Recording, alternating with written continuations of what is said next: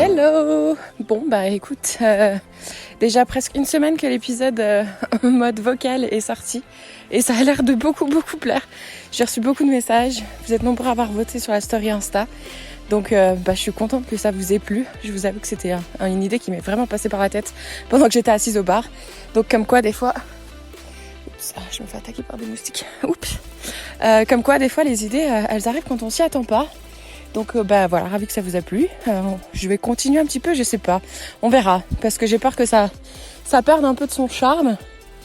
Et donc du coup pour dire où j'en suis, donc aux dernières news, j'étais dans la ville d'Edmonton, qui est une ville chouette, mais pas une ville où je me verrais m'installer pour l'été. Donc j'ai continué ma route vers Calgary. Et en fait là, quand je suis arrivée à Calgary, bon il pleuvait, mais bon ça c'est un détail pas important. C'est une ville qui m'a beaucoup surprise parce que malgré que c'était une journée pluvieuse et grise, les gens étaient très contents. Je sais pas combien de personnes m'ont parlé en l'espace de quelques heures, sans aucune raison d'ailleurs, alors que ça faisait 3 jours que j'étais à Edmonton et que j'avais parlé avec quasiment personne. Donc déjà belle surprise. En plus j'avais l'impression que c'était une ville où niveau âge, je me retrouvais un peu plus parce que pour être honnête, moi à Montréal, je pense que c'est une ville très étudiante. En tout cas, moi, ça a été mon ressenti. Pour moi, c'était pas, je sais pas, je me sentais pas dans mon élément, alors que Calgary, j'ai l'impression que ça pourrait le faire.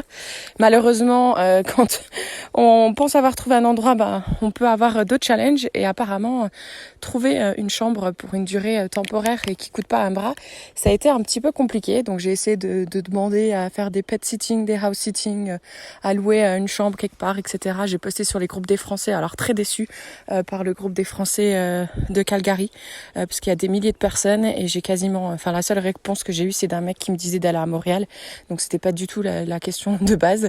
J'ai été vraiment très déçue par rapport à cette communauté-là et à ce groupe Facebook-là, parce que j'ai même pas reçu de message pour me dire est-ce que t'as essayé ça ou est-ce que ça. Non, c'est chacun fait sa vie, peut-être. En tout cas, c'est le ressenti que j'ai eu. Quand j'ai mis sur un groupe anglophone, là, j'ai eu un peu plus de réponses. Donc, mais avant de recevoir des réponses ou des propositions, ah non, je dois dire quand même qu'il y a une certaine personne qui m'avait Harrison, come here.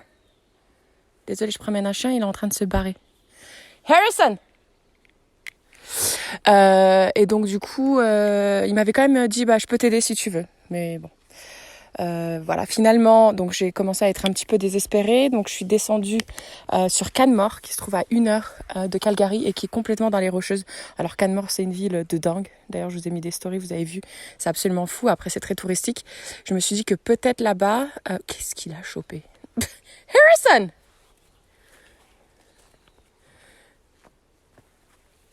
Oh my God. Ce chien est trop drôle.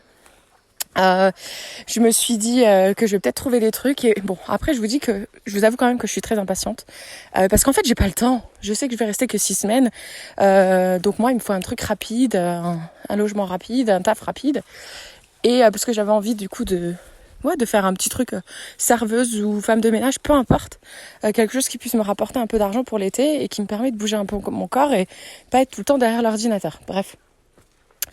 Cela étant dit, je commençais un peu à désespérer parce que du coup je suis dans ce décor magnifique, mais je passe mes journées, mes soirées derrière l'ordinateur à postuler à des jobs, etc.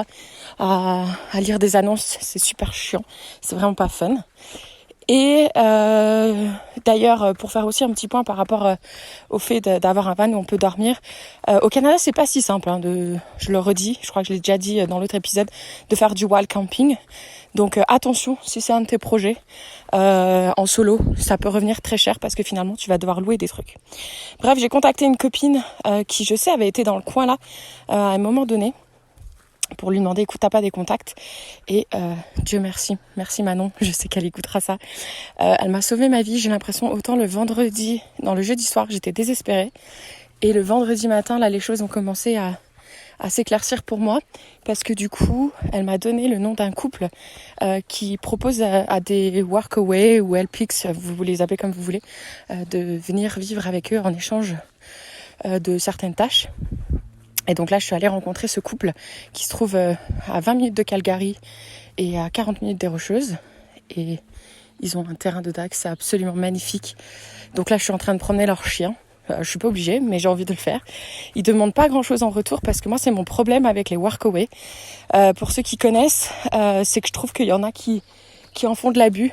Donc par exemple, ils vont te dire ouais, je te donne une chambre, mais en échange, tu dois bosser 30 heures par semaine pour moi. Non, mais les gars, faut se calmer. Si on compte ce que ça reviendrait une location et le tarif horaire, c'est comme si tu me payais genre 5 euros de l'heure. Non, c'est pas cool. Moi, je pense que les Workaway ou LPix, ça devrait pas être plus de 15-20 heures par semaine, point barre. C'est bon, on n'a pas une chambre de luxe dans un endroit qui nous est à nous. Faut arrêter. Nous, à côté, il faut qu'on travaille et qu'on fasse aussi un peu d'argent. C'est ça le but aussi. Donc bref, et ici ça n'a pas l'air d'être le cas. Ce couple a l'air de plutôt faire ça pour aider justement les personnes un peu dans ma situation, parce que d'après ce que j'ai compris, ils ont reçu beaucoup de voyageurs qui ont besoin d'une pause en nature et qui ont besoin de reprendre un peu leurs esprits, etc. Donc voilà, est-ce qu'on peut parler d'une chance? Non, parce que j'ai contacté Manon, que j'ai rencontrée il y a très longtemps et avec qui j'ai gardé le contact. Donc encore une fois, c'est pas de la chance. Si je lui avais pas demandé, je le saurais pas. Si j'avais pas pris ma voiture et que j'avais pas roulé jusqu'à l'Alberta, je serais pas là. Donc je suis super contente. Donc là, on est samedi matin. Donc je suis en train de promener un de leurs chiens, comme je l'ai dit, dans une forêt, parce qu'ils ont même une forêt. Et je sens que je vais vraiment bien me plaire ici l'été. Donc s'il y a des choses à raconter, je le ferai. Mais j'ai aussi envie un peu de faire une pause sur beaucoup de choses, prendre du temps juste pour apprécier la vie chez eux. Donc on verra.